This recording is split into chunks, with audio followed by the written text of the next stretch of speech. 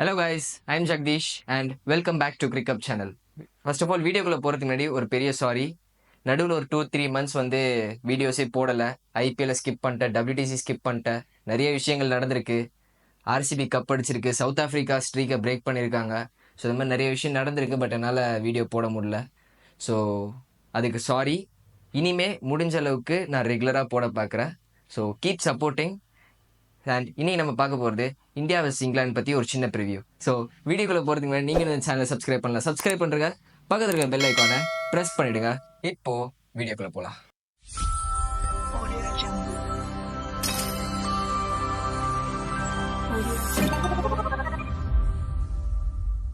So இந்த India England series வந்து ஒரு ஹிஸ்டாரிக் சீரீஸாக ஆரம்பிக்கிறதா இருந்தது.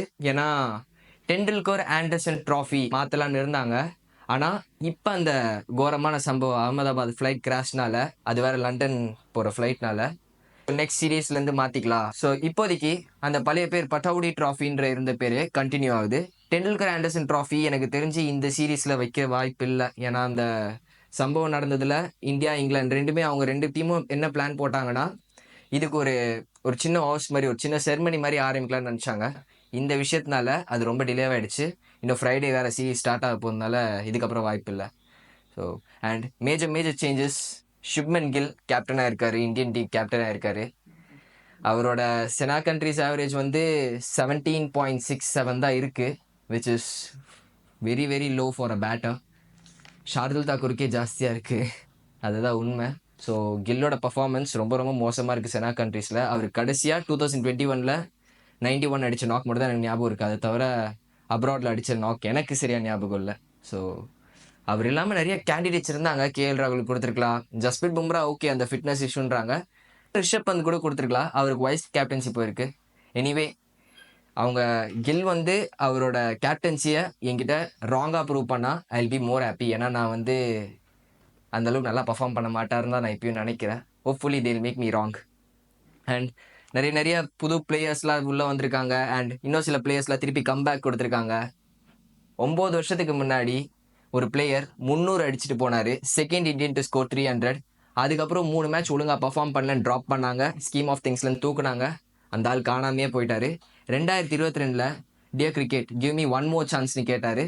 அதுக்கப்புறம் டொமஸ்டிக்கில் ஒரு அசுர வளர்ச்சி காட்டினார். And is now back into the whites.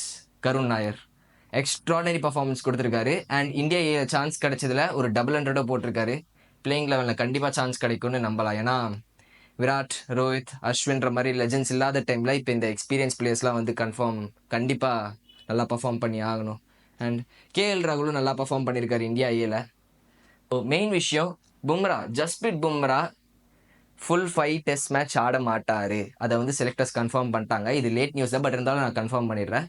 3 or 4 test தான் ஆடுவேன்னு சொல்லியிருக்காங்க. அதுவும் ஒரு ஃபிட்னஸை பொறுத்து தான் சொல்லி சேர்மன் ஆஃப் செலக்டர்ஸ் சொல்லியிருக்காங்க. ஸோ நம்ம அவர் வந்து 5 டெஸ்ட்டுமே பார்க்க போகிறது இல்லை. அண்ட் ஒரு தமிழ்நாடு பிளேயரை இன்னொரு தமிழ்நாடு பிளேயர் ரீப்ளேஸ் பண்ணுறாரு.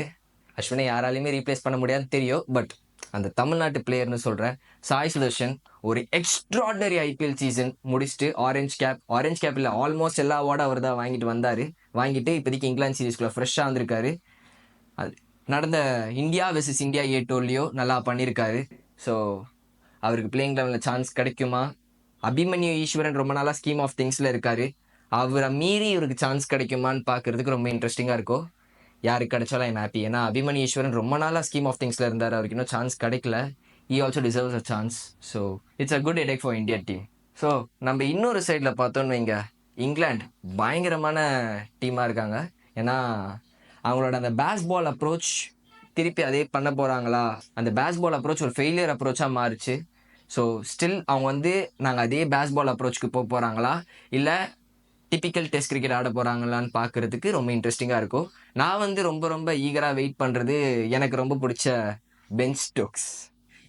நிறைய பேருக்கு பிடிச்சிருக்கோம் விராட் கோலி ஃபேன்ஸ்க்கெலாம் பென் ஸ்டோக்ஸ். ஏன்னா அவர் பயங்கரமான பீஸ்ட் அண்ட் ஒரு கேப் எடுத்துகிட்டு வராரு. ஸோ எப்படி ஆட போகிறான்னு பார்க்குறதுக்கு நான் ரொம்ப ஆவலாக காத்துக்கிட்டு இருக்கேன். அப்புறம் இந்த சீரீஸில் 2 பிளேயர்ஸ் வந்து நான் ரொம்ப மேலே இம்பார்ட்டன்ஸ் கொடுத்து வச்சுருக்கேன், Joe Root and Chris Woakes. ஏன்னா இவங்க 2 பேர் பர்ஃபார்ம் பண்ணுறதுல தான் இந்த சீரீஸ் எப்படி முடிய போகுதுன்னு இருக்கு.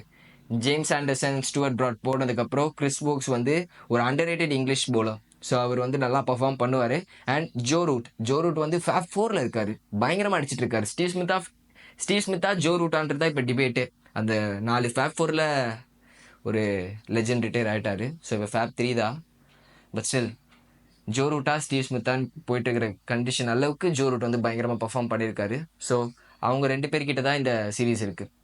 ஸோ ஃபர்ஸ்ட் மேட்ச் லீட்ஸில் ஆரம்பிக்க போது நல்லா தெரிஞ்ச விஷயந்தான். இங்கிலீஷ் கண்ட்ரீஸில் டிப்பிக்கல் ஃபாஸ்ட் பவுலர்ஸ் பிச்சாக இருக்கும். நல்லா பேஸ் அண்ட் பவுன்ஸாக இருக்கும். Cloudy condition, Dukes ball, perfect pitch for fast bowlers. So fast bowlers எப்படி பர்ஃபார்ம் பண்ண போகிறாங்கன்றது பார்க்குறதுக்கு ரொம்ப அவலாக காத்துட்ருக்கேன். அண்ட் இந்தியன் சைடில் Prasidh Krishna is going to be and unsung ஹீரோவாக இருக்க போகிறேன்னு எனக்கு தோணுது. ஏன்னா நம்ம பும்ராவை சொல்லுவோம், ஷமி இப்போ ஸ்குவாடில் இல்லை, ஸோ அவர் விட்டுருவோம். சிராஜை சொல்லுவோம், ஷார்துல் கூட நல்லா பர்ஃபார்ம் பண்ணுவார். ஆனால் Prasidh is going to be under rated. அந்த ஹைட்டுக்கோ இப்போ ஜிடியில் நல்லா பண்ண பர்ஃபார்மன்ஸாக இருக்கட்டும், ஸோ இதுக்கெல்லாம் is going to be a under rated bowler எனக்கு தெரிஞ்சு. ஏன்னா அவர் பண்ணாலும் அவருக்கு அந்த பர்ஃபார்மன்ஸ் கிடைக்கிறதில்ல, அதனால தான் நான் அண்டர் ரேட்டட் பவுலர்னு சொல்கிறேன். ஸோ லாஸ்ட் டைம் நம்ம பார்த்த சீரீஸ் வந்து ஒரு ஹிஸ்டாரிக் சீரீஸ். ஷமி பும்ரா பார்ட்னர்ஷிப்பாக இருக்கட்டும், ஷார்துல் தாக்கூரோட லார்ட்ஸில் ஒரு பயங்கரமான நாக்காக இருக்கட்டும், அப்புறம் நம்ம யாரும் மறந்துருக்க முடியாத for 60 overs they should feel hell out of the அந்த டைலாகாக இருக்கட்டும். ஸோ இந்த மாதிரி நிறைய விஷயம் நடந்திருக்கு. Jasprit Bumrah Stuart Broad 35 runs in an over. So இந்த மாதிரி நிறைய கிறிஸ்பான விஷயங்கள் நடந்திருக்கு. இந்த வாட்டி என்ன நடக்க போகுதுன்றதுக்கு waiting for the thriller. That's all from us. நீங்கள் யார் நல்லா பர்ஃபார்ம் பண்ணணும்னு நினைக்கிறீங்களோ கமெண்ட்ஸில் சொல்லுங்கள். உங்களுக்கு இந்த வீடியோ பிடிச்சிருந்தா மறக்காமல் லைக் பண்ணுங்கள், ஷேர் பண்ணுங்கள், அப்புறம் கிரிக்கப் சேனலுக்கு சப்ஸ்கிரைப் பண்ணுறேங்க. That's all the video. Stay tuned for next updates. Until then, I am signing off. Bye.